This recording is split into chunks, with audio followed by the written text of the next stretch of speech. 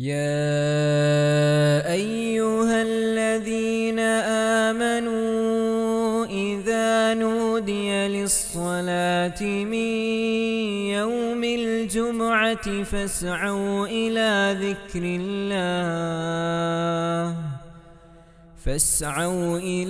ذكر الله وذروا البيع ذلكم خير لكم إن كنتم تعلمون.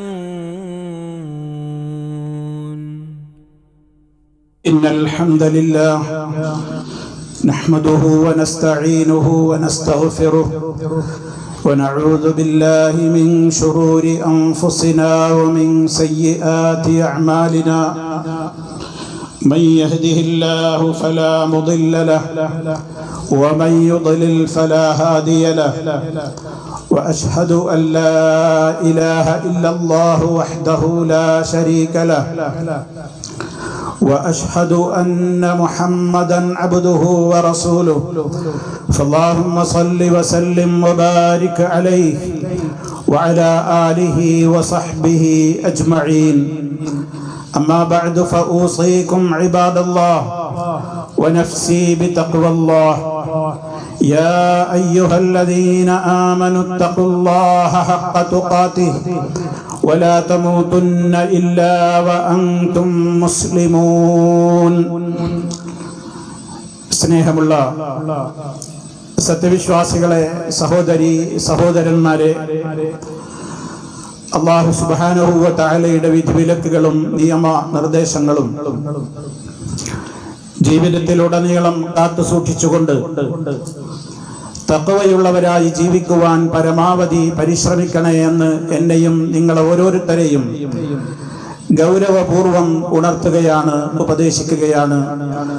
അല്ലാഹു സുബ്ഹാനഹു വ തആല തഖ്വയുള്ളവരിൽ ചേർത്ത് നമ്മെ ഏവരെയും അനുഗ്രഹിക്കുമാറാകട്ടെ. സഹോദരങ്ങളെ, ഇസ്ലാം വളരെ പ്രാധാന്യപൂർവം നമ്മോട് കൽപ്പിച്ചിട്ടുള്ള ഒരു പരമപ്രാധാന്യമർഹിക്കുന്ന വിഷയമാണ് സിലത്തുൽ അർഹാം എന്ന് അറബിയിൽ പറയുന്ന കുടുംബബന്ധം ചേർക്കുക എന്ന മഹത്തായ വിഷയം. പരിശുദ്ധ ഖുർആനിൽ അല്ലാഹു അവനെ സൂക്ഷിക്കണം എന്ന് പറഞ്ഞതിനോട് തുടർന്നുകൊണ്ട് കുടുംബ ബന്ധങ്ങളുടെ കാര്യവും നിങ്ങൾ സൂക്ഷിക്കണേ എന്ന് പ്രത്യേകം സൂറത്തുൻ നിസാഇന്റെ പ്രഥമ വചനത്തിലൂടെ പഠിപ്പിച്ചിട്ടുണ്ട്.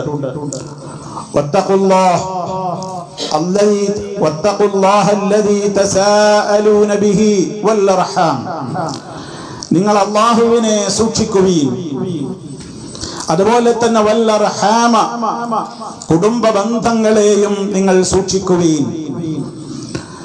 ആരാണ് അർഹാം എന്നുള്ളത് കൊണ്ട് ഉദ്ദേശിക്കപ്പെടുന്നത്? കുടുംബക്കാർ, കുടുംബ ബന്ധുക്കൾ എന്നുള്ളത് കൊണ്ട് ആരെയാണ് ഉദ്ദേശിക്കുന്നത്? നമ്മുടെ എല്ലാവരുടെയും ഓരോ വ്യക്തികളുടെയും മാതാവ് വഴിക്കുള്ള കുറെ ബന്ധങ്ങൾ ഉണ്ടാകും, അതുപോലെ തന്നെ പിതാവ് വഴിക്കുള്ള കുറെ ബന്ധങ്ങൾ ഉണ്ടാകും. നമ്മുടെ എളാപ്പമാർ, മൂത്താപ്പമാർ, ഇളയുമ്മമാർ, മൂത്തുമ്മമാർ, അമ്മാമന്മാർ, അമ്മായിമാർ, ഇങ്ങനെ ആ ബന്ധത്തിന്റെ വിപുലത അങ്ങനെ നീണ്ടു കിടക്കുകയാണ്. അതിന്റെ പുറമെ ഒരാൾ വിവാഹിതനാകുമ്പോൾ ആ വൈവാഹികമായ ബന്ധത്തിലൂടെ ഉണ്ടാകുന്ന ബന്ധങ്ങളുമുണ്ട്. ഇതെല്ലാം കൂടി ചേർന്ന് നിൽക്കുന്നതാണ് അൽ-അഖാരിബ് അല്ലെങ്കിൽ ദുൽ അർഹാം എന്നൊക്കെ പറയപ്പെടുന്ന വിശാലമായ അർത്ഥത്തിലുള്ള കുടുംബ ബന്ധങ്ങൾ. ഇസ്ലാം വളരെ പ്രാധാന്യത്തോടെയാണ് കുടുംബ ബന്ധങ്ങളെ നിലനിർത്തുന്ന വിഷയം പഠിപ്പിച്ചിട്ടുള്ളത്. ഈമാനുമായിട്ടാണ് അതിനെ കണക്ട് ചെയ്ത് പറഞ്ഞത്. നമ്മുടെ വിശ്വാസത്തിന്റെ പൂർത്തീകരണത്തിന് അത് അനിവാര്യമാണ്. മൻ കാന യുഅ്മിനു ബില്ലാഹി വൽ യൗമിൽ ആഖിരി ഫൽയസിൽ റഹിമഹു. നബി സല്ലല്ലാഹു അലൈഹി വസല്ലം പഠിപ്പിക്കുകയാണ്, വമൻ കാന യുഅ്മിനു ബില്ലാഹി വൽ യൗമിൽ ആഖിരി, ആരെങ്കിലും അല്ലാഹുവിലും അന്ത്യദിനത്തിലും വിശ്വസിക്കുന്നുവെങ്കിൽ, അല്ലാഹുവിനെയും പരലോകത്തെയും ഒക്കെ ഭയപ്പെടുകയും സൂക്ഷിക്കുകയും ഒക്കെ ചെയ്യുന്നവരാണെങ്കിൽ ഫൽയസിൽ റഹിമഹു, അവന്റെ കുടുംബ ബന്ധത്തെ അവൻ ചേർക്കട്ടെ എന്ന് നബി സല്ലല്ലാഹു അലൈഹി വസല്ലം പറഞ്ഞു. അപ്പൊ ഒരു മനുഷ്യന്റെ ഈമാൻ പൂർണ്ണമാകണമെങ്കിൽ കുടുംബ ബന്ധം ചേർക്കണം. ഇനി അത് മാത്രമല്ല, സ്വർഗലബ്ധി കിട്ടണോ, കുടുംബ ബന്ധം ചേർക്കുന്നത് കൊണ്ട് സ്വർഗം ലഭിക്കുകയുള്ളൂ. നബി സല്ലല്ലാഹു അലൈഹി വസല്ലം പറഞ്ഞു, യാ അയ്യുഹന്നാസ്, ജനങ്ങളെ, അഫ്ശുസ്സലാമ ബൈനക്കും, നിങ്ങൾ നിങ്ങൾക്കിടയിൽ സലാം പ്രചരിപ്പിക്കണം. വഅത്ഇമുത് തആം, നിങ്ങൾ വിശക്കുന്നവർക്ക് ഭക്ഷണം നൽകണം. വസിലുൽ അർഹാം, നിങ്ങൾ കുടുംബ ബന്ധങ്ങളെ ചേർക്കണം. വസല്ലു ബില്ലൈൽ വന്നാസു നിയാം, നിങ്ങൾ രാവുകളിൽ നമസ്കരിക്കണം, ആളുകൾ ഉറങ്ങിക്കിടക്ക്. തദ്ഖുലുൽ ജന്നത ബിസലാം, സമാധാനത്തോടെ സുരക്ഷിതത്തോടെ നിങ്ങൾക്ക് സ്വർഗ്ഗത്തിൽ പ്രവേശിക്കാമെന്ന് മുഹമ്മദ് മുസ്തഫ സല്ലല്ലാഹു അലൈഹി വസല്ലം. അപ്പൊ രണ്ടാമത് പറഞ്ഞത് എന്താണ്? ഒന്നാമത് പറഞ്ഞു മുഅ്മിനാകണോ, കുടുംബ ബന്ധം ചേർക്കണം. രണ്ടാമത് പറഞ്ഞത് സ്വർഗം കിട്ടണോ, കുടുംബ ബന്ധം ചേർക്കണം. മൂന്നാമതായി നമ്മൾ മനസ്സിലാക്കേണ്ടത്, ബന്ധം ചേർക്കൽ പകരത്തിന് പകരം ചേർക്കലാണെന്നാണ് പലരും തെറ്റിദ്ധരിച്ചിട്ടുള്ളത്. കുടുംബ ബന്ധങ്ങൾ നിലനിർത്തുക, ബന്ധങ്ങളെ ചേർക്കുക എന്നൊക്കെ പറഞ്ഞാൽ പലരും തെറ്റിദ്ധരിച്ചത്, എന്നോട് എങ്ങനെയാണോ എന്റെ ബന്ധുക്കൾ അങ്ങനെ ഞാനുമാണ് അവരോട്. ഇതാണ് കുടുംബ ബന്ധം ചേർക്കൽ എന്നാണ് പലരും തെറ്റിദ്ധരിച്ചിട്ടുള്ളത്. ഇത് ശരിയല്ല. അതിന്റെ പേര് കുടുംബ ബന്ധം ചേർക്കൽ എന്നല്ല, അതിന്റെ പേര് പകരത്തിന് പകരം ചെയ്യൽ എന്നാണ്. എന്നോട് നല്ല നിലക്കാണോ എന്റെ ബന്ധുക്കൾ, എന്നാൽ ഞാനും അങ്ങനെയാണ്. എന്നോട് മിണ്ടാറില്ലേ, എന്നെ സന്ദർശിക്കാറില്ലേ, ഞാനുമായി ബന്ധമില്ലേ, എന്നാൽ ഞാനും അങ്ങനെയാണ്. അതിന് കുടുംബ ബന്ധം ചേർക്കൽ എന്ന് പറയില്ല. നബി സല്ലല്ലാഹു അലൈഹി വസല്ലം പറഞ്ഞു, ലൈസൽ വാസിലു ബിൽ മുകാഫി, ഇങ്ങോട്ടെങ്ങനെയാണോ അങ്ങോട്ടും ഞാൻ അങ്ങനെയാണ് എന്ന് പറയലല്ല കുടുംബ ബന്ധം ചേർക്കുന്നവന്റെ ലക്ഷണം. വലാകിന്നൽ വാസിൽ, പിന്നെ ആരാണ് കുടുംബ ബന്ധം ചേർക്കുന്നവൻ? ഇദാ ഖുതിഅത റഹിമുഹു, ഒരാളുടെ കുടുംബ ബന്ധങ്ങൾ ഇങ്ങോട്ട് വിച്ഛേദിക്കപ്പെട്ടു, ഇങ്ങോട്ട് മിണ്ടുന്നില്ല, പ്രവേശിക്കുന്നില്ല, അന്വേഷണമില്ല, ബന്ധങ്ങളില്ല, സന്ദർശനങ്ങളില്ല, അങ്ങനെയൊക്കെ ഇങ്ങോട്ട് ബന്ധം മുറിച്ചവരോടും അവൻ എന്ത് ചെയ്യുന്നു? അവൻ അങ്ങോട്ട് ബന്ധം ചേർക്കുന്നു. വസലഹ, അതാണ് വാസ്തവത്തിൽ കുടുംബ ബന്ധം ചേർക്കൽ. അതിന് ഇത്തിരി പ്രയാസവുമുണ്ട്. അതിന് ശൈത്താൻ സമ്മതിക്കാറുമില്ല. എനിക്കെന്താ കുറവ്, അവരെക്കാൾ എനിക്കെന്താ ഇവിടെ ന്യൂനത? ഇങ്ങോട്ട് വരട്ടെ, അപ്പോൾ അങ്ങോട്ടും, ഇങ്ങോട്ടുണ്ടോ അങ്ങോട്ടുമുണ്ട്, അല്ലെങ്കിൽ ഞാനില്ല. ഇത് യഥാർത്ഥ മുഅ്മിനിന്റെ ലക്ഷണമല്ല. കുടുംബ ബന്ധം ചേർക്കുക എന്ന് പറഞ്ഞാൽ ഇങ്ങോട്ട് ബന്ധം മുറിച്ചവരോടും അങ്ങോട്ട് ബന്ധം നിലനിർത്തുന്നതിന്റെ പേരാണ് എന്ന് മുഹമ്മദ് മുസ്തഫ സല്ലല്ലാഹു അലൈഹി വസല്ലം. മാത്രമല്ല, അങ്ങനെ ചെയ്യുന്നതിന് കുറച്ച് പ്രയാസമുണ്ട് എന്നുള്ളതിനനുസരിച്ച് അള്ളാഹുവിന്റെ അടുക്കൽ അങ്ങനെ ചെയ്യുന്ന ആളുകൾക്ക് ചില പ്രത്യേകം പുണ്യവും അള്ളാഹു തആല ഓഫർ ചെയ്തിട്ടുണ്ട്. എങ്ങനെ? നബി സല്ലല്ലാഹു അലൈഹി വസല്ലമിന്റെ അടുക്കൽ ഒരു സഹാബി കയറി വന്നുകൊണ്ട് ചോദിച്ചു, പ്രവാചകരെ, എനിക്ക് ചില കുടുംബ ബന്ധക്കാരുണ്ട്. എന്റെ ബാപ്പ വഴിക്ക്, ഉമ്മ വഴിക്ക്, വിവാഹ ബന്ധം വഴിക്കൊക്കെയുള്ള ബന്ധുക്കളുണ്ട്. ഞാൻ അവരുമായി നല്ല നിലക്കാണ് എപ്പോഴും ഇടപഴകാറുള്ളത്, നല്ല സമീപനമാണ് ഞാൻ അവരോട്. പക്ഷേ ഞാൻ അവരോട് എത്ര നന്മയിൽ അങ്ങോട്ട് ഇടപെട്ടാലും സഹവസിച്ചാലും ഒക്കെ ഇങ്ങോട്ട് ബന്ധം വിച്ഛേദിക്കുകയും വളരെ മോശമായ പെരുമാറ്റവുമാണ് ഞാൻ കണ്ടുവരുന്നത്. ഞാൻ എന്ത് ചെയ്യണം? നബി സല്ലല്ലാഹു അലൈഹി വസല്ലം പറഞ്ഞു, നീ പറയുന്നത് പോലെയാണ് കാര്യമെങ്കിൽ അപകടമെല്ലാം അവർക്കാണ്, ഗുരുതരമായ ഭവിഷ്യത്തുകൾ അവർക്കാണ് വരാനുള്ളത്. നീ ഒരിക്കലും ബന്ധം വിച്ഛേദിക്കരുത്.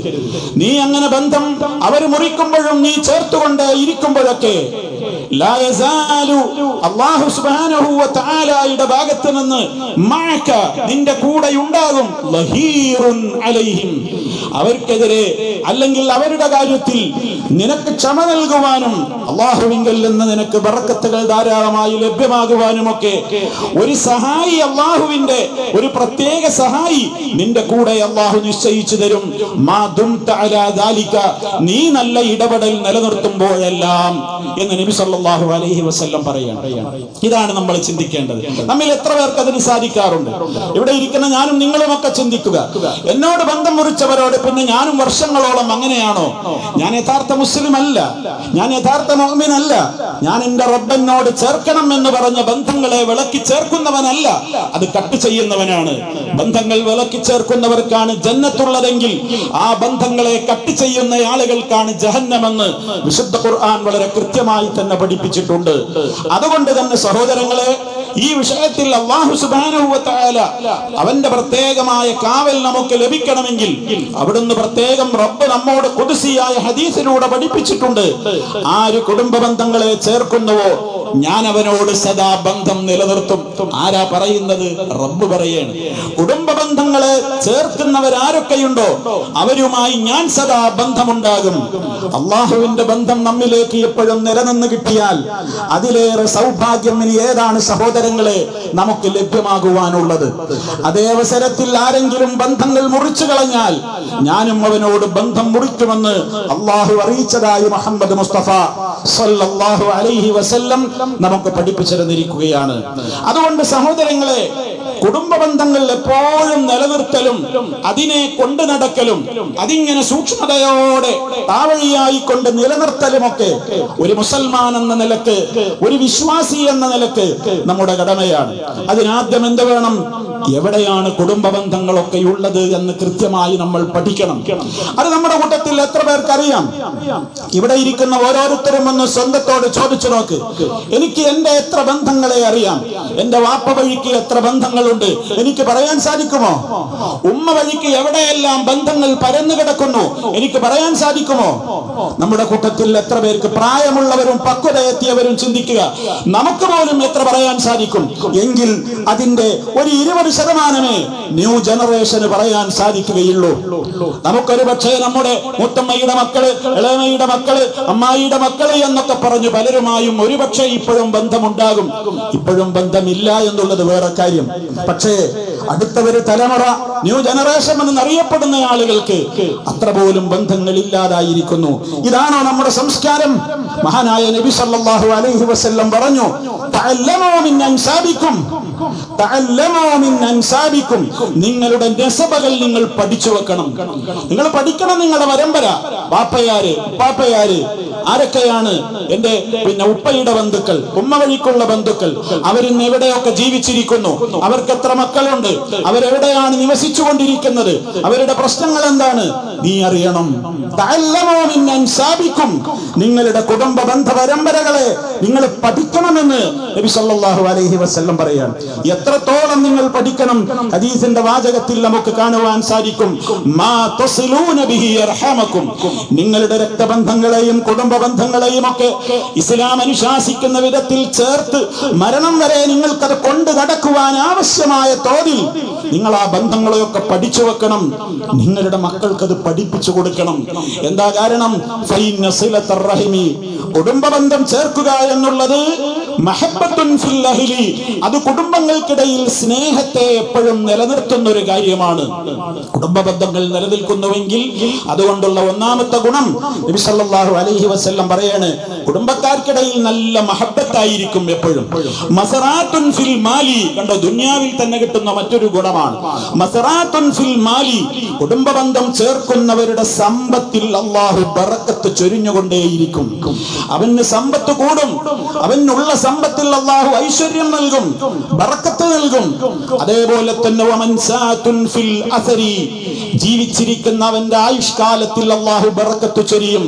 ദീർഘായുസ് ലഭിക്കുമെന്ന് പറയും നമ്മൾ. ആയുസ്സിൽ ബറക്കത്ത് ലഭിക്കുക എന്ന് പറഞ്ഞാൽ എന്താണ് ഉദ്ദേശം? ആരോഗ്യത്തോടെ ജീവിക്കാൻ കഴിയുക. എത്ര പ്രായം ചെന്നാലും കണ്ണിനും കാതിനും മനസ്സിനുമൊന്നും തകരാറുകൾ സംഭവിക്കാതെ ആയുഷ്മാനായി ആയുഷോടുകൂടി ജീവിക്കുവാനും, അതുപോലെ തന്നെ ജീവിച്ചിരിക്കുന്ന കാലഘട്ടത്തിൽ രോഗങ്ങളും മറ്റു മാറാവ്യാധികളും ഒക്കെ പിടിപെട്ടുകൊണ്ട് പ്രയാസങ്ങളിൽ അകപ്പെടാതെയും നല്ല നല്ല കാര്യങ്ങൾ ധാരാളമായി ജീവിച്ചിരിക്കുന്ന കാലത്ത് ചെയ്യുവാനുള്ള തൗഫീഖ് കിട്ടുകയും, അങ്ങനെ പിൽക്കാലത്ത് ഞാൻ മരിച്ചാലും നല്ലൊരു ഖ്യാതിയും പേരും അത് ഉദ്ദേശിച്ചുകൊണ്ടല്ലെങ്കിലും വിശ്വാസികളുടെ മനസ്സിൽ നമ്മെക്കുറിച്ച് നിലനിൽക്കുന്ന വിധത്തിൽ നമ്മൾ ജീവിച്ചിരിക്കുന്ന കാലഘട്ടം ബറക്കത്ത് നിറഞ്ഞതാകുമെന്ന് മുഹമ്മദ് മുസ്തഫ സല്ലല്ലാഹു അലൈഹി വസല്ലം നമുക്ക് പഠിപ്പിച്ചു തന്നിരിക്കുകയാണ്. അതുകൊണ്ട് സഹോദരങ്ങളെ, ഏറ്റവും ഈ പറയുന്ന 3 ഗുണങ്ങൾ അതിലുണ്ട്. എല്ലാം വിശദീകരിക്കേണ്ടതാണ്. ഇത് നമ്മൾ മനസ്സിലാക്കേണ്ടത് എങ്ങനെയൊക്കെ നമ്മൾ കുടുംബ ബന്ധങ്ങൾ നിലനിർത്തണം. ഒരു 6-7 വിധത്തിൽ പണ്ഡിതന്മാര് പറയുന്നുണ്ട്. ഒന്ന്, അവരിലെ രോഗികളെ നമ്മൾ സന്ദർശിക്കണം. നമ്മുടെ കുടുംബ ബന്ധങ്ങൾ എവിടെയൊക്കെ ഉണ്ടെന്ന് ആദ്യം അറിയണ്ടേ? എവിടെയൊക്കെയുണ്ട് എന്ന് അറിയാത്ത ലോകമാണിന്ന്. ആലോചിക്കുക, എത്ര പേർക്ക് അറിയാം? നമ്മുടെ മക്കൾക്ക് എത്ര പേർക്ക് അറിയാം? അതുകൊണ്ട് അത് പഠിച്ചേ പറ്റൂ. എന്നിട്ട് എന്ത് ചെയ്യണം? അവരിൽ ആ രോഗിയാണോ പോയി കാണണം. അവരിലെ എല്ലാവരും കുടുംബക്കാരിൽ ഒരേ സാമ്പത്തിക നിലവാരത്തിലാവില്ല. അവരിലെ കഷ്ടത അനുഭവിക്കുന്ന പ്രയാസപ്പെടുന്ന ആളുകളെ സഹായിക്കണം. അതേപോലെ തന്നെ അവരിലെ ആവശ്യക്കാരുടെ ആവശ്യങ്ങൾ എന്തൊക്കെയാണെന്ന് അന്വേഷിച്ച് കണ്ടെത്തണം. അവരുടെ സന്തോഷത്തിലും സന്താപത്തിലുമൊക്കെ നീയും പങ്കാളിയാവണം. അതുപോലെ തന്നെ അവർക്കിടയിൽ, കുടുംബ ബന്ധങ്ങൾക്കിടയിൽ വല്ലയിടത്തും വല്ലരും തമ്മിൽ വിണ്ടു നിൽക്കുന്നുണ്ടോ, അകന്നു നിൽക്കുന്നുണ്ടോ, അത് കത്തിക്കാനല്ല നീ ശ്രമിക്കേണ്ടത്.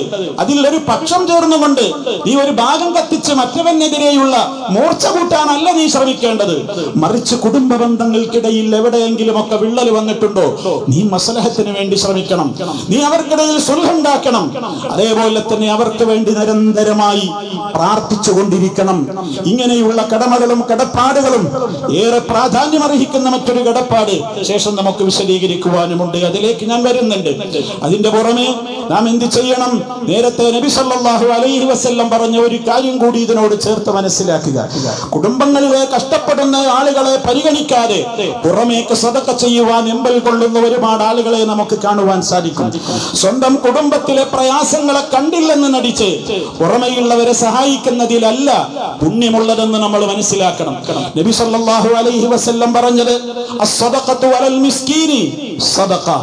ഒരു ദരിദ്രനായ പാവപ്പെട്ട മനുഷ്യന് ഈ വല്ലതും ധർമ്മം കൊടുക്കുന്നത് അതിനൊരു ധർമ്മത്തിന്റെ കൂലിയെ കിട്ടുകയുള്ളൂ. അതേ അവസരത്തിൽ വഅലൽ ഖരീബ്, നിന്റെ കുടുംബ ബന്ധത്തിലെ പ്രയാസപ്പെടുന്ന വല്ല ആളുകൾക്കും നീ സഹായിക്കുകയാണെങ്കിൽ, സദഖ ചെയ്യുകയാണെങ്കിൽ അത് സദഖ, അതിന് ധർമ്മത്തിന്റെ കൂലിയുമുണ്ട്. വസിലത്തുൻ, കുടുംബ ബന്ധം ചേർത്തതിന്റെ മഹത്തായ പ്രതിഫലം നമ്മൾ കേട്ടല്ലോ, അതും ലഭ്യമാകും. ആലോചിച്ചു നോക്കൂ, അത്രത്തോളം പ്രാധാന്യമർഹിക്കുന്ന കാര്യമാണ്. മഹാനായ അലി ഇബ്നു അബീ ത്വാലിബ് റളിയല്ലാഹു തആല അൻഹു പറഞ്ഞതായി ചില അസറുകളിൽ നമുക്ക് കാണുവാൻ സാധിക്കും. ലഅന്ന സിലാഹൻ മിൻ ഇഖ്വാനി, എന്റെ കുടുംബ ബന്ധങ്ങളിൽപ്പെട്ട ഏതെങ്കിലും ഒരു സഹോദരനെ 1 ദിർഹം കൊടുത്തുകൊണ്ട് സഹായിക്കുന്നതാണ് അഹബ്ബ ഇലയ്യ, എനിക്ക് ഏറ്റവും ഇഷ്ടം, മിൻ അൻ തസദ്ദഖ ബി20 ദിർഹമ, പുറമെയുള്ള ആളുകൾക്ക് 20 ദിർഹം കൊടുക്കുന്നതിനേക്കാളും എന്റെ രക്തബന്ധത്തിലും കുടുംബ ബന്ധത്തിലും കഷ്ടപ്പെടുന്നവർക്ക് 1 ദിർഹം കൊടുക്കുന്നതാണ് എനിക്ക് ഏറ്റവും പ്രിയങ്കരമെന്ന് മഹാനായ അലി ഇബ്നു അബീ ത്വാലിബ് റളിയല്ലാഹു അൻഹു. സഹോദരങ്ങളെ, ചിന്തിക്കുക. നമ്മുടെ ജീവിതത്തിൽ ബറക്കത്തുണ്ടാകുവാൻ, സമാധാനമുണ്ടാകുവാൻ, ഐശ്വര്യമുണ്ടാകുവാൻ, മാനസികമായ ഉല്ലാസമുണ്ടാകുവാൻ, ആനന്ദമുണ്ടാകുവാൻ, കുടുംബ ബന്ധങ്ങളിലെ സൗഹൃദങ്ങൾ എപ്പോഴും പച്ച പിടിച്ച് വളരെ ജീവസ്സുറ്റതായി നിലനിൽക്കുവാൻ ആവശ്യമായ നിലക്കുള്ള അധ്യാപനങ്ങളാണ് അള്ളാഹുവിനെ നിങ്ങൾ സൂക്ഷിക്കണം എന്ന് പറഞ്ഞതിനോട് ചേർത്തുകൊണ്ട് ഈ കുടുംബ ബന്ധങ്ങളെയും ഒക്കെ നിങ്ങൾ പൊട്ടാതെ അത് വളരെ പൊന്നുപോലെ കാത്തു സൂക്ഷിക്കണം എന്ന് പറഞ്ഞതിന്റെ ആശയമെന്ന് ഞാൻ നിങ്ങളും മനസ്സിലാക്കിക്കൊണ്ട് യഥാർത്ഥമായ നിലക്ക് അള്ളാഹു നമ്മോട് അവന്റെ റസൂലിലൂടെയും പഠിപ്പിച്ചിട്ടുള്ള സിലത്തുൽ അർഹാമിന്റെ ഭാഗങ്ങളെ ജീവിതത്തിൽ കൃത്യമായി കൊണ്ടു നടക്കുന്നവരാകുവാൻ നാം എപ്പോഴും പരിശ്രമിക്കേണ്ടതുണ്ട്. അല്ലാഹു സുബ്ഹാനഹു വ തആല നമുക്കെല്ലാവർക്കും അതിന് തൗഫീഖ് പ്രദാനം ചെയ്യുമാറാകട്ടെ. അഖൂലു ഖൗലി ഹാദാ വഅസ്തഗ്ഫിറുല്ലാഹ ലീ വലക്കും ഫസ്തഗ്ഫിറൂഹു ഇന്നഹു ഹുവൽ ഗഫൂറുർ റഹീം. അൽഹംദുലില്ലാഹി വഹ്ദഹു വസ്സലാത്തു വസ്സലാമു അലാ മൻ ലാ നബിയ്യ ബഅദഹു وعلى آله وصحبه ومن تبع هديه. أما بعد فأوصيكم عباد الله ونفسي بتقوى الله. അള്ളാഹുവിനെ സൂക്ഷിച്ച് ജീവിക്കണേ. ഒരിക്കൽ കൂടി എന്നെയും നിങ്ങൾ ഓരോരുത്തരെയും ഗൗരവപൂർവം ഉണർത്തുകയാണ്, ഉപദേശിക്കുകയാണ്. അള്ളാഹു നമ്മെ ഏവരെയും തഖ്വയുള്ളവരിൽ ഉൾപ്പെടുത്തി അനുഗ്രഹിക്കുമാറാകട്ടെ. സഹോദരങ്ങളെ, കുടുംബ ബന്ധങ്ങൾ നിലനിൽക്കണമെങ്കിൽ അവരെ ഇടയ്ക്കിടക്ക് പോയി കാണണം എന്നുള്ളത് പ്രധാനമാണ്. നമ്മൾ എത്ര പേരത് ചെയ്യാറുണ്ട്? ബന്ധങ്ങൾ അന്വേഷിച്ച് നടക്കണം. എവിടെയൊക്കെയുണ്ടോ അവിടെയൊക്കെ പോകണം.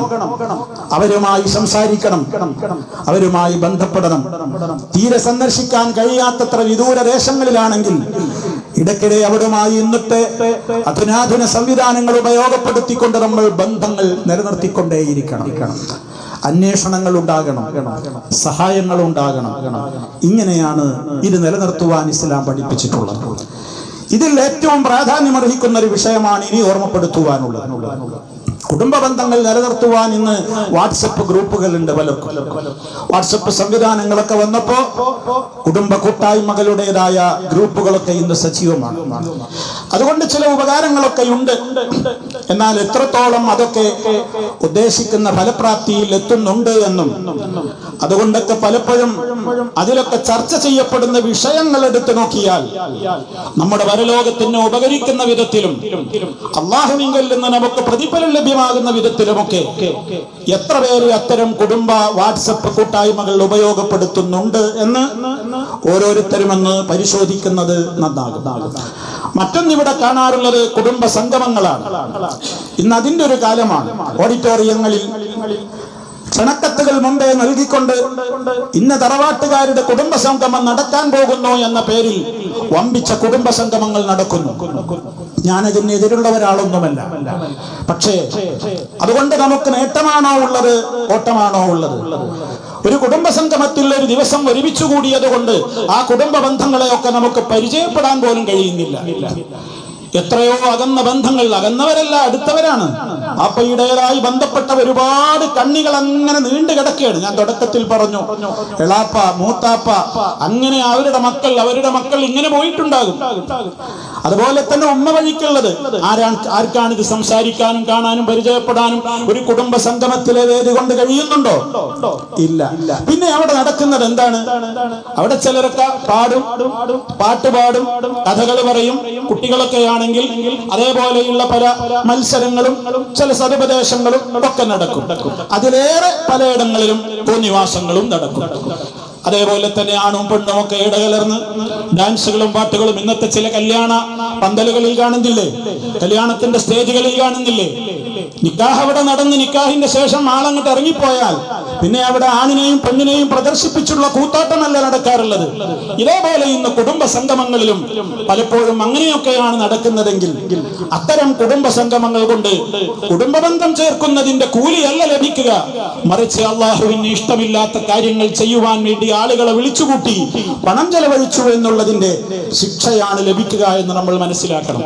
എന്നാൽ ലോകത്ത് കുടുംബ സംഗമം നടത്തുവാൻ വേണ്ടി അല്ലാഹു സുബ്ഹാനഹു വ തആല ആദ്യമായി കൽപ്പിച്ചത് ആരോടാണെന്നോ? ഞാനും നിങ്ങളും ജീവനേക്കാൾ സ്നേഹിക്കുന്ന മുഹമ്മദ് മുസ്തഫ സല്ലല്ലാഹു അലൈഹി വസല്ലമിനോട്. ആ കുടുംബ സംഗമം എങ്ങനെ നടന്നു എന്ന് നമ്മൾ പഠിക്കണം. വിശുദ്ധ ഖുർആനിൽ സൂറത്ത് ശുഅറായിൽ ഒരായത്ത് നമുക്ക് കാണുവാൻ സാധിക്കും. വഅൻദിർ അശീറതകൽ അഖറബീൻ. നബി സല്ലല്ലാഹു അലൈഹി വസല്ലമിനോട് പറയണേ, കുടുംബ സംഗമം വിളിച്ചു കൂട്ടാൻ. വഅൻദിർ, നീ മുന്നറിയിപ്പ് കൊടുക്കൂ പ്രവാചകരെ. അശീറതകൽ അഖറബീൻ, നിന്റെ ഏറ്റവും അടുത്ത ബന്ധുക്കളെ വിളിച്ചു കൂട്ടൂ, അവർക്ക് താക്കീത് നൽകൂ. അല്ലാഹുവിന്റെ റസൂലിന് വഹീ കിട്ടുകയാണ് വിശുദ്ധ ഖുർആനിലെ ആയത്തിലൂടെ. നബി സല്ലല്ലാഹു അലൈഹി വസല്ലം ഈ ആയത്ത് അവതരിച്ചപ്പോൾ മഹാനായ റസൂൽ സല്ലല്ലാഹു അലൈഹി വസല്ലമ മക്കയിലെ പ്രസിദ്ധമായ അന്നത്തെ സഫാ കുന്നിന്റെ മുകളിലേക്ക് കയറിയിട്ട് എല്ലാവരെയും വിളിച്ചു. കുടുംബ സംഗമം വിളിച്ചു കൂട്ടുകയാണ് സഫാ കുന്നിന്റെ മുകളിലേക്ക്. കേട്ടവര് വന്നു, വരാൻ കഴിയാത്തവർ പ്രതിനിധിയെ അയച്ചുകൊണ്ട് അവിടേക്ക് ആളുകൾ എത്തിത്തുടങ്ങി. എല്ലാവരും എത്തിച്ചേർന്നപ്പോൾ നബി സല്ലല്ലാഹു അലൈഹി വസല്ലമ കുടുംബ സംഗമത്തിന്റെ പ്രസംഗം നടത്തുകയാണ്. ഞാൻ നിങ്ങളെ വിളിച്ചു കൂട്ടിയത് വലിയൊരു കാര്യം പറയാനാ. ഈ പർവ്വതത്തിന്റെ പിന്നിൽ എന്ന ഒരു ശത്രു നിങ്ങളെ മുഴുവനും അറ്റാക്ക് ചെയ്യുവാൻ വേണ്ടി പതിയിരിപ്പുണ്ട്. അവരിപ്പോ ഇങ്ങോട്ട് കയറി വന്ന് അറ്റാക്ക് ചെയ്യും എന്ന് ഞാൻ നിങ്ങളോട് പറഞ്ഞാൽ നിങ്ങൾ എന്നെ വിശ്വസിക്കുമോ? നബി സല്ലല്ലാഹു അലൈഹി വസല്ലമിന്റെ ചോദ്യം കേട്ടപ്പോൾ സദസ്സിലെ പുരുഷാരം ഒന്നടങ്കം പറഞ്ഞു, പിന്നെ ഞങ്ങൾ എന്തിനാ നിന്നെ അവിശ്വസിക്കുന്നത്? നീ നല്ലൊരു മോനല്ലേ, സത്യം മാത്രം പറയുന്ന ആളല്ലേ എന്ന് പറഞ്ഞു ഇങ്ങോട്ട് പ്രശംസാവാചകങ്ങൾ ചൊരിഞ്ഞപ്പോ നബി സല്ലല്ലാഹു അലൈഹി വസല്ലം കുടുംബ സംഗമം വിളിച്ചു കൂട്ടിയതിന്റെ ലക്ഷ്യം തുറന്നു പറഞ്ഞു. എങ്കിൽ നിങ്ങൾക്ക് എന്നെ വിശ്വാസമാണല്ലോ, എങ്കിൽ അതിനേക്കാൾ ഗുരുതരമായ ഒരു കാര്യം പറയാനാ ഞാൻ ഈ കുടുംബങ്ങളെ നിങ്ങളെയൊക്കെ വിളിച്ചു കൂട്ടിയത്. പരലോകം വരാനുണ്ട്. ഏകനായ നാഥനെ മാത്രം ആരാധിക്കുന്നവർക്ക് സ്വർഗം കിട്ടും, അവിടെ അല്ലാത്തവർക്ക് നരകമായിരിക്കും. സ്വാഭാവികമായും എന്തായിരിക്കും ഉണ്ടാവുക? നമ്മുടെ ഒരു കുടുംബസംഗമം വിളിച്ചുകൂട്ടി, എല്ലാവർക്കും ഇഷ്ടമുള്ള കാര്യം അങ്ങനെ പറഞ്ഞു, എല്ലാവരും കൈയടിക്കും, വിസിലടിക്കും, വളരെ സന്തോഷം പറയും, ഹർഷാരവും മുഴക്കും. അതേ അവസരത്തിൽ നിങ്ങൾ അവിടെ വെച്ച് അവിടെ കൂടിയ ആളുകൾക്ക് പിടിക്കാത്ത, അവർക്ക് ഇഷ്ടപ്പെടാത്ത എന്തെങ്കിലും ആശയങ്ങൾ പറഞ്ഞാലോ എഴുന്നേറ്റ് നിന്ന് പ്രതികരിക്കും. ചിലരൊക്കെ ഇറങ്ങിപ്പോകും. മുഹമ്മദ് മുസ്തഫ സല്ലല്ലാഹു അലൈഹി വസല്ലമ കുടുംബക്കാരോട് ഈ കാര്യം ആദ്യമായി പറഞ്ഞപ്പോ ഉടനെ എഴുന്നേറ്റു അബൂലഹബ് എന്ന് പറയുന്ന മനുഷ്യൻ. എഴുന്നേറ്റ് നിന്നിട്ട് മുഹമ്മദ് മുസ്തഫയുടെ തിരുമുഖത്തേക്ക് വിരൽ ചൂണ്ടിയിട്ട് പറഞ്ഞു, തബ്ബൻ ലക്, നിനക്ക് നാശം മുഹമ്മദ്, അലിഹാദാ ജമഅതനാ, ഇത് പറയാനാ ഇങ്ങോട്ട് ഞങ്ങളെ വിളിച്ചുകൂട്ടിയത്, ഇത് പറയാനാ നീ ഞങ്ങളെ ഇങ്ങോട്ട് വിളിച്ചുകൂട്ടിയത്, നിനക്ക് നാശം എന്ന് പറഞ്ഞ് മുഹമ്മദ് നബി സല്ലല്ലാഹു അലൈഹി വസല്ലമിന്റെ മുഖത്ത് നോക്കി നിന്ദിക്കുന്ന വാചകം ഉദ്ഘാടനം ചെയ്ത ശപിക്കപ്പെട്ടവനാണ് അബൂലഹബ്. ആ അവസരത്തിൽ അല്ലാഹു തആല ആയത്തിറക്കി, തബ്ബത് യദാ അബീ ലഹബിൻ വതബ്, തബ്ബത് യദാ അബീ ലഹബിൻ വതബ്. അവൻ ഉപയോഗിച്ച അതേ പദപ്രയോഗത്തിലൂടെ തിരിച്ചടി കിട്ടി. അബൂലഹബിന്റെ നാശം, അവൻ നശിക്കട്ടെ, അവന്റെ ഇരു കൈകളും നശിക്കട്ടെ. വലിയ പണക്കാരനാണെന്നുള്ളത് കൊണ്ടല്ലേ ഇവിടെ പ്രതികരിച്ചത്, അവന്റെ പണം കൊണ്ട് അവൻ ഒന്നും നേടാനാവില്ല. ഇനി വലിയ തടിമാടന്മാരായ ആരോഗ്യ ദൃഢഗാത്രരായ മക്കളുണ്ട് എന്നുള്ളതല്ലേ ഇതൊക്കെ പറയാൻ അവനെ പ്രേരിപ്പിച്ചത്. അവന്റെ മക്കളെ കൊണ്ടും അവനൊരു ഉപകാരവും കിട്ടിയില്ല. നരകത്തിയിൽ അവൻ കിടന്നെരിയും. അവൻ മാത്രല്ല, അവന്റെ ഭാര്യയുണ്ടല്ലോ, അവളും അങ്ങനെ തന്നെയായിരിക്കും എന്ന് വിശുദ്ധ ഖുർആനിലെ നമുക്കൊക്കെ സുപരിചിതമായ സൂറത്തുൽ മസദിന്റെ അവതരണം പ്രഥമ കുടുംബ സംഗമത്തിലെ ആയിരുന്നു എന്ന് നമ്മൾ മനസ്സിലാക്കണം. അള്ളാഹുവിന്റെ റസൂൽ അത് കേട്ടിട്ടൊന്നും പിന്മാറിയില്ല. നമ്മൾ അങ്ങനെയാണല്ലോ. നമ്മളൊരു നല്ല കാര്യം ഒരാളോട് പറഞ്ഞു, കുടുംബക്കാരോട് പറഞ്ഞു, ഏറ്റവും അടുത്തവരോടാണ് ഇത് ആദ്യം പറയേണ്ടത്. എന്തുകൊണ്ട്? നമ്മൾ ഏറ്റവും സ്നേഹിക്കുന്നത് നമ്മുടെ കുടുംബങ്ങളെയാണ്. നമ്മുടെ കുടുംബങ്ങളോടാണ് നമുക്ക് ഏറ്റവും സ്നേഹം. അതുകൊണ്ട് ഞാൻ പോകുന്ന സ്വർഗത്തിൽ എന്റെ കുടുംബം ഉണ്ടാകണം, ആഗ്രഹമാണല്ലോ എനിക്കുണ്ടാകേണ്ടത്. നാട്ടുകാരോടൊക്കെ ഞാൻ പറയുന്നുണ്ട്, എന്റെ കുടുംബത്തിലെ അപാകതകൾ ഞാൻ വിമർശിക്കുന്നില്ലെങ്കിൽ, തിരുത്തുന്നില്ലെങ്കിൽ, നന്മകൾക്ക് പ്രോത്സാഹിപ്പിക്കുന്നില്ലെങ്കിൽ എനിക്കെന്ത് ആത്മാർത്ഥതയാണുള്ളത്. അതുകൊണ്ട് തന്നെയാണ് മുഹമ്മദ് മുസ്തഫയോട് അള്ളാഹു കൽപ്പിച്ചത്, നബിയെ, മറ്റുള്ളവരോടൊക്കെ താക്കീര് നടത്തുന്നതിനേക്കാൾ ആദ്യം നിന്റെ ഏറ്റവും അടുത്ത ബന്ധുക്കളോട് നീ താക്കീര് നൽകി. നബി സല്ലല്ലാഹു അലൈഹി വസല്ലം ആ ഒരു പ്രതികരണം കുടുംബക്കാരിൽ നിന്നുണ്ടായി എന്ന നിലക്ക് പിൻവാങ്ങി മാളത്തിൽ ഒളിച്ചതൊന്നുമില്ല. തന്റേതായ ദൗത്യം നിർവഹിക്കാതെ ഇനി ഇതൊക്കെ നിർത്തിവെക്കണം, ഇതൊക്കെ പറഞ്ഞ ആൾക്കാർക്ക് ഇഷ്ടാവില്ല എന്ന് വിചാരിച്ച് കുടുംബങ്ങളൊക്കെ തെറ്റും എന്ന് വിചാരിച്ച് മുഹമ്മദ് മുസ്തഫ സല്ലല്ലാഹു അലൈഹി വസല്ലം തന്റെ ദൗത്യത്തിൽ നിന്ന് പിന്മാറിയില്ല. സഫാ കുന്നിന്റെ താഴെ ഇറങ്ങി വീണ്ടും ചരിത്രങ്ങൾ പരിശോധിച്ചു നോക്ക്, തഫ്സീറുകളിൽ പരിശോധിച്ചു നോക്ക്. അവിടുന്ന് അങ്ങോട്ട് കുടുംബ സംഗമങ്ങളുടെ ഓരോരോ ഘട്ടങ്ങളായിരുന്നു. ഓരോരുത്തരെ വിളിച്ചു വരുത്തി. അബ്ദുമനാഫിന്റെ സന്തതികളെ, ഖുറൈശിന്റെ മക്കളെ, ഫിഹറിന്റെ മക്കളെ, ലുഅയിന്റെ സന്തതികളെ, ഇങ്ങനെ ഓരോ കുടുംബങ്ങളെയും വിളിച്ചു. ഓരോരുത്തരെ വിളിച്ചിട്ടും പറഞ്ഞു, അൻഖിദു അൻഫുസകും മിനന്നാർ, നിങ്ങളൊക്കെ നിങ്ങളുടെ തടിയെ നരകത്തിയിൽ നിന്ന് കാത്തു രക്ഷിച്ചു കൊള്ളണം. ലാ അംലികു ലക്കും മിനല്ലാഹി ശൈഅ, അല്ലാഹുവിൽ നിന്ന് ഒന്നും നിങ്ങൾക്ക് നേടിത്തരാൻ എന്റെ കുടുംബക്കാരാണ് നിങ്ങൾ എന്ന നിലക്ക് നിങ്ങൾ നന്നായിട്ടില്ലെങ്കിൽ അള്ളാഹിന്റെ അടുക്കലുള്ള ശിക്ഷയില്ലെന്ന് നിങ്ങളെ മോചിപ്പിക്കാൻ എനിക്ക് കഴിയില്ല. കൂട്ടത്തിൽ മോള് ഫാത്തിമയുണ്ട്. ആരാ ഫാത്തിമ? എന്റെ കരളിന്റെ കഷ്ടമാണ്, എന്റെ കരളിന്റെ തുണ്ടമാണ് ഫാത്തിമ എന്ന് പറഞ്ഞ മോളെ വിളിച്ചിട്ട് പ്രത്യേകം പറഞ്ഞു, മോളെ, ഈ പറയുന്നതൊക്കെ അവരെക്കാൾ നിനക്ക് ബാധകാണ്. ഫാത്തിമ, എന്റെ പൊന്നുമോളെ, നീ എന്റെ കരളിന്റെ കഷ്ടമാണ്. പക്ഷേ നിന്റെ തടിയും നീ നരകത്തിയിൽ നിന്ന് കാത്തുകൊള്ളണം. അള്ളാഹുവിന്റെ കോടതിയിൽ അവൻ നിനക്ക് ശിക്ഷയാണ് വിധിക്കുന്നതെങ്കിൽ അതിൽ നിന്ന് എന്റെ ബാപ്പന്റെ മോളല്ലേ എന്ന നിലക്ക് നിന്നെ രക്ഷപ്പെടുത്താനൊന്നും എനിക്ക് പറ്റൂല, സ്വയം നന്നായിക്കൊള്ളണം എന്ന് കുടുംബക്കാരോട് പറയാൻ. ഇതിനാണ് കുടുംബ സംഗമങ്ങൾ. ഇത് നമ്മിൽ എത്ര പേര് നിർവഹിച്ചു? ഇത് നമ്മുടെ വീട്ടിൽ നമ്മൾ പറഞ്ഞിട്ടുണ്ടോ? നമ്മുടെ കുടുംബങ്ങളോട് പറഞ്ഞിട്ടുണ്ടോ? ലാ ഇലാഹ ഇല്ലല്ലാഹ് മുഹമ്മദുർ റസൂലുള്ളാഹിക്കെതിരെ അതിശക്തമായ നിലക്കുള്ള പടയോട്ടങ്ങൾ ഈ രാജ്യത്ത് നടക്കുമ്പോ എത്രത്തോളം മടമൂരാണ് ഞങ്ങളുടെ പടച്ചോൻ എന്നവരെ പാടി പറയുന്ന ആളുകൾ വളർന്നു വരുമ്പോ നിങ്ങൾ അറിയുമോ, 2 ദിവസമായില്ലേ വൈറലായി ഒരു പാട്ട് നടക്കുന്നു. മടവൂരാരാ പടച്ചോനാണോ എന്ന് ഞങ്ങളോട് ചോദിച്ചാൽ അതെ അതെ അതെ മടവൂരാണ് ഞങ്ങളുടെ പടച്ചോൻ എന്ന് ഞങ്ങൾ ഉറക്കെ പറയുമെന്ന് പാട്ടുപാടി ഇവിടെ കേരളത്തിലെ ഒരു മുസ്ലിയാർ വർഗം നടക്കുകയാണ്. സഹോദരങ്ങളെ, എത്ര ഗുരുതരമാണ് നമ്മുടെ ഉമ്മത്തിന്റെ കാര്യം, എത്ര കഷ്ടമാണ്.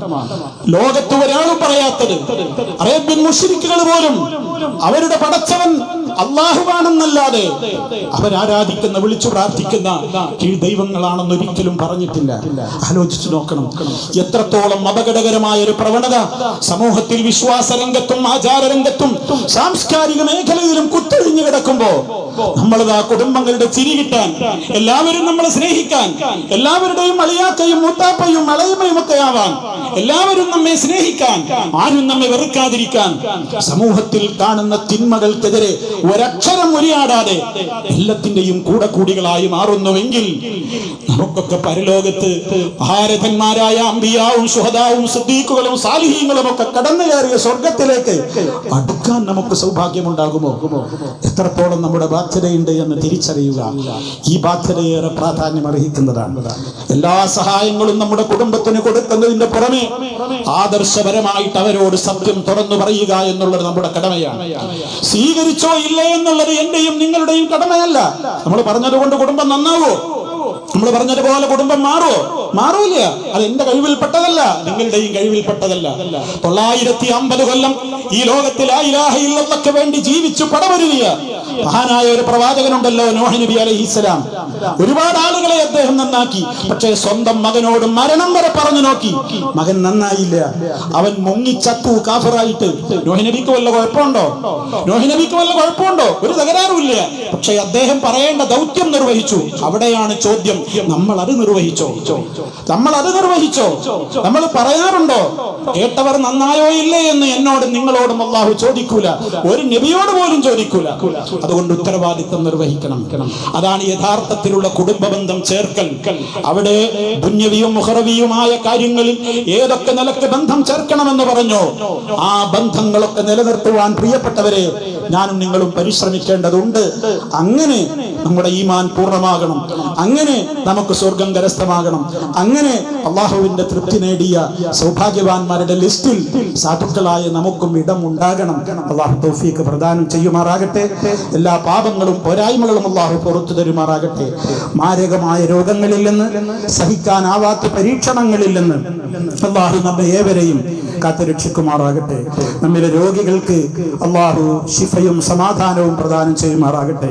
നമ്മിൽ നിന്ന് മരണപ്പെട്ടു പോയ നമ്മുടെ മാതാപിതാക്കൾ, ഗുരുനാഥന്മാർ, ബന്ധുമിത്രാദികൾ, മറ്റു ബന്ധപ്പെട്ട എല്ലാവരുടെയും ഖബറിടം അള്ളാഹു സന്തോഷത്തിലാക്കി കൊടുക്കുമാറാകട്ടെ. നമ്മയും അവരെയും അള്ളാഹു ജഹന്നമിൽ നിന്ന് കാത്തുരക്ഷിക്കുമാറാകട്ടെ.